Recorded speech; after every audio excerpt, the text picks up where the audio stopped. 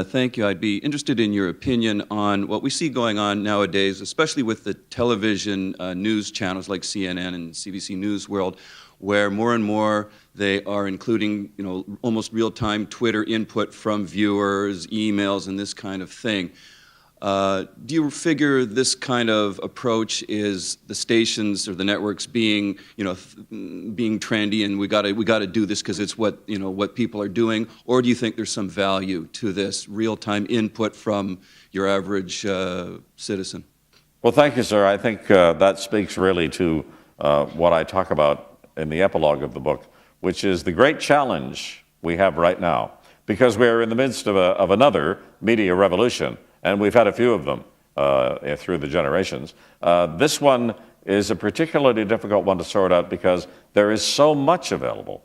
I mean, we had the all-news channels come on in the 90s with the CNN and then MSNBC and Fox, CBC, News World, CTV News Channel.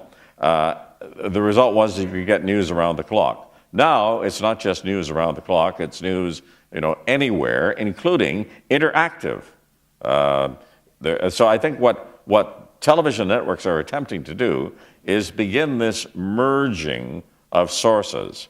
But in the end, I think people will always come back to the reliable sources. That is, you will always go to your newspaper that you're familiar with and trust. Same with your television stations, same with your radio stations.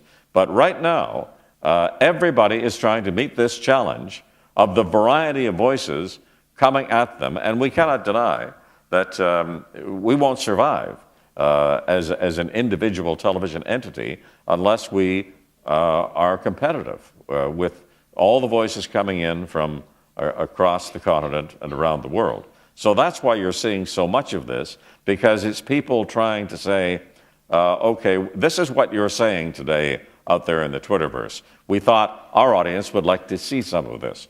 That's what it is. It's really trying to update, adapt, and be competitive in this challenging time. It's a very challenging time, and nobody's quite sure how it's all going to shake down.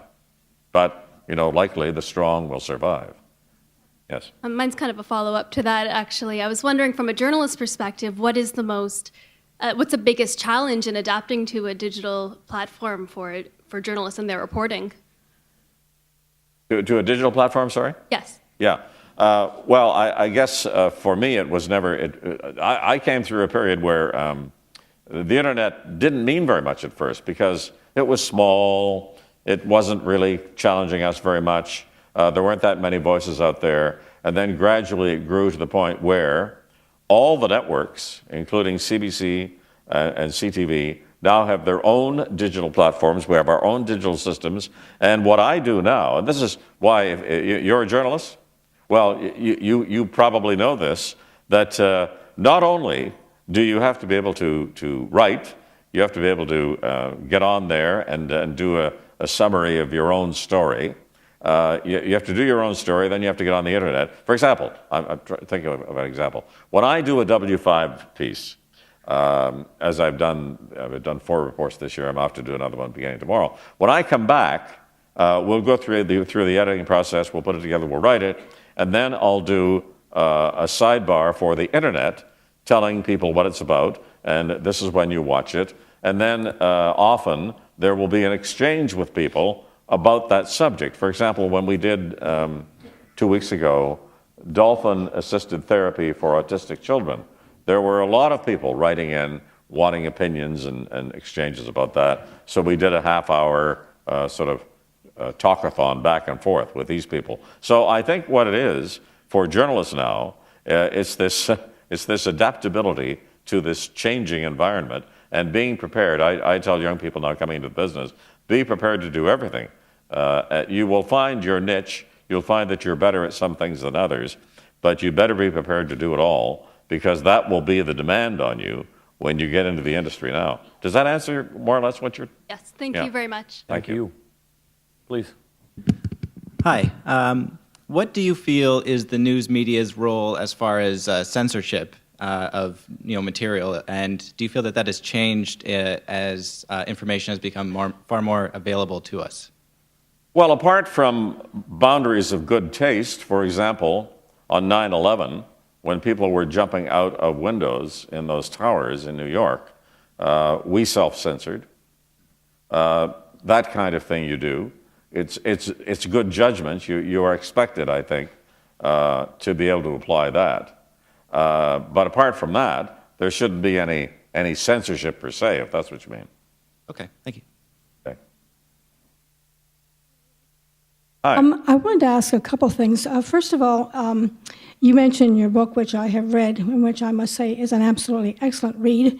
It's anyone who hasn't read the book should read it, because it's one of those ones at 3 o'clock in the morning you say, if I don't go to sleep pretty soon, I'm going to. But you also mentioned in the book that a good anchor becomes part of a family, and I must say that's true, because I never missed Walter Cronkite at 6 o'clock. And when you came to CTV, I did everything I could to watch you at 11 o'clock. So hello, friend. I wanted to ask you about Sandy Ronaldo. Was she ever considered to be, I think Lisa is wonderful, but was she ever considered to be up for the role of the anchor when you left? Oh, I'm sure she was, certainly. But, there are various factors that come into play when you're choosing an anchor. You're choosing an anchor, you hope, for a long period of time.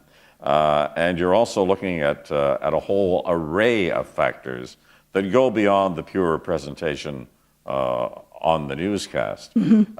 And Sandy had been there for many years on the weekends.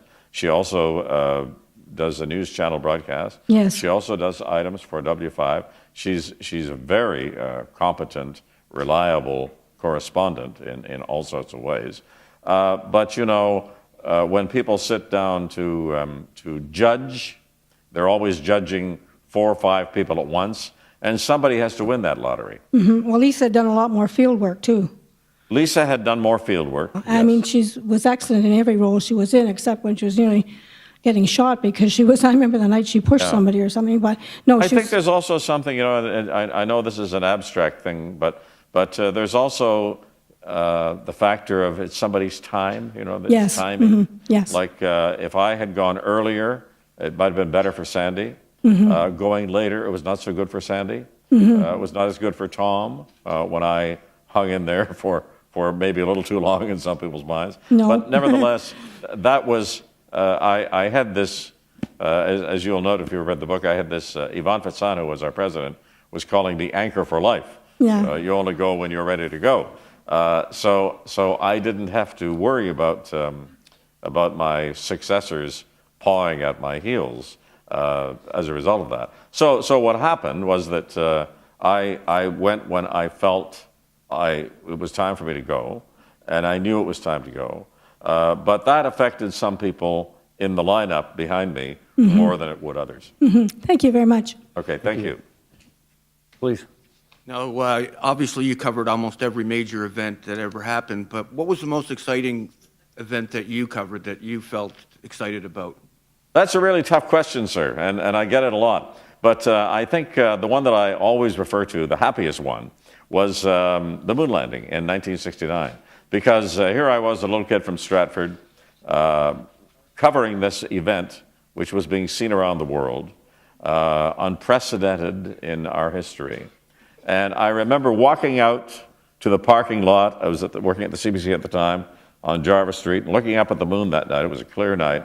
Neil Armstrong had put his boot mark on the moon, on the surface of the moon, just a few hours before that, and I thought, wow, I am the luckiest kid in the world to be able to be doing something I'm passionate about, and at the same time, be there for this marker in history. And I was there on a number of occasions, both good and bad, from the Kennedy assassination to the moon landing to that wonderful year we had in 1967, where I was able to visit so much of the country and see how glorious it was, and be with Canadians as they were celebrating their centennial. And then, of course, through to the tragedy of 9/11. Thank you. Thank you, sir. Hello, Mr. Robertson. Hi there. This is more of an experience. Okay, my name's Karen Shane. And when I was growing up in the 70s and 80s, I remember almost every night my father used to say, well, I'm going to catch the news. Let's go catch the news. So I used to go down to the den with him, and listen to the news. And of course, I had school the next day growing up and everything. So I'd go upstairs, and before I went to sleep, I would hear you. And you have a trusting voice. And I must admit, you covered the elections really well. Your communications are clear, and you talk fluently and everything, so it was good, and you have a rapport, as a trusting person. So I thank you for opening up the universe, and I learned so many different things and went on to university and the workforce and everything, and so thank you very much for, covering the news all those years. That's very kind of you. Thank you, ma'am. Thank you. In fact, I was so touched by some of the emails, similar to the kind of thing you were talking about that came in during my last couple of weeks on the news. I outlined some of those in the book. And it's a testament to the power of television, to be able to reach out and touch people in their real lives, in their homes. This young man who wrote and said, you're like the bedroom lamp, and, the comfortable slippers, that kind of thing. You're a friend in their homes, and that's a very gratifying thing to know. And the fact that they're watching the news at the same time is good too. Yes, indeed. Thank you. Thank you. Hello, Mr. Robertson. Hi. Hello. I know that you've interviewed several prime ministers in the past, and I was just wondering if you could tell us which prime minister was most pleasant to talk to, which one was probably a little bit quirky, and if you have any stories about our prime ministers, I'd like to hear them. Thanks. Well, they all had their distinctions. Let me tell you that they were all different. But yes, I going back to John Diefenbaker, and I never actually had a full sit-down interview with Diefenbaker. A couple of hallway encounters, and when I would see him, he was always very friendly. But the first full-length interview I did was with Lester B. Pearson, and I guess I remember that one most of all because of what happened when he walked in. He had his jacket slung over his shoulder, and it was 1967. It was at Expo, and I was due to do a 20-minute sit-down interview with him, which is a pretty long interview, and in those days that was a major piece of television. So he walked in and he said, "Hi, Lloyd, how's your rotten management?" And I was disarmed immediately, of course. But what he was talking about was his Heritage Minister, Judy LaMarche, had been speaking about the rotten management at the CBC at the time and the way they had handled this whole 7 days crisis. Some of you here will remember the Sunday night public affairs blockbuster 7 Days, which was so popular, and she thought that they had bungled it in taking it off, and the way they handled all of that was not very good. So I remembered him fondly because we sat down. He totally relaxed me. He relaxed me. I didn't have to relax him. And we sat there, and I thought that he was a man of great wisdom, beyond the daily political partisan pot shots that you hear people taking at one another. And he was also a great prime minister, and even though his government he led never got to a majority, it was always in a minority. That government did quite a lot in that period because it brought out the Canadian flag. You remember that? The red maple leaf was stamped as the flag of Canada in those days. And also, he saw the dangers in Quebec nationalism, what a potent force that could be if left on its own. So he brought into his cabinet Jean Marchand, Gerard Pelletier, and the one who went the furthest, Pierre Elliott Trudeau, of course, and the year after that, we had Trudeau-mania. So while I had great interviews and experiences with a lot of them, I kind of remember that one more fondly than most of the others, and I think it was because it was the first long-form interview I did, and it was just it was such a memorable occasion for me. You never forget your first. No, that's right. I was just going to ask, can you tell us any stories about the current prime minister? It's in the book, sir. It's in the book. We'll make this our last question, and afterwards, I think you're going to be signing books in the back. Sure, okay. Good evening, Lloyd.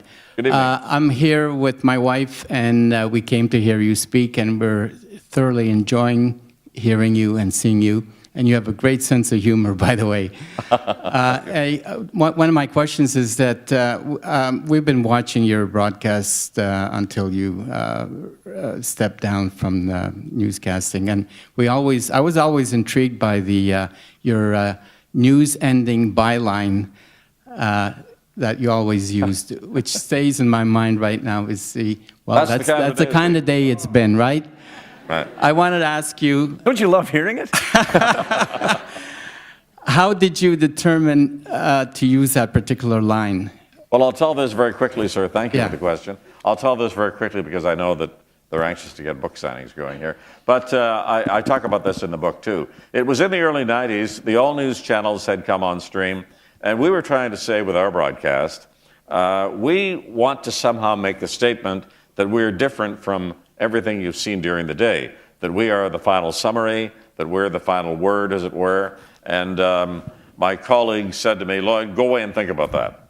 So I tried a couple of lines at the end of the show, and one night I came out with that line, and a few people said, oh, that seems to work. That's the kind of day it's been.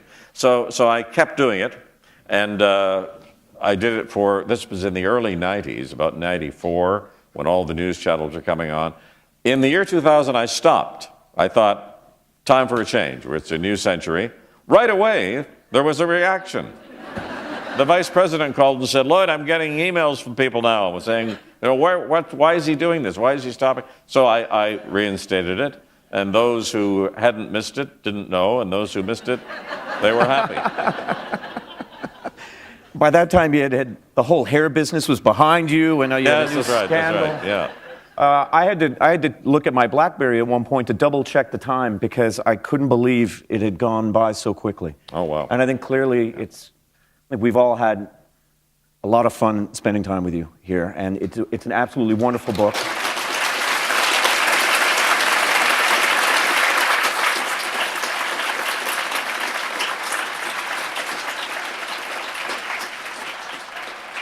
If you are at all intrigued by how hard this man has worked for so long, he gives it to you, I think, your average day on a newscast, hour by hour. It's a wonderful book. I encourage you to read it, to buy it, and to get it signed in the back of the room if you like. In the meantime, ladies and gentlemen, please thank Mr. Lloyd Robertson. Thank you.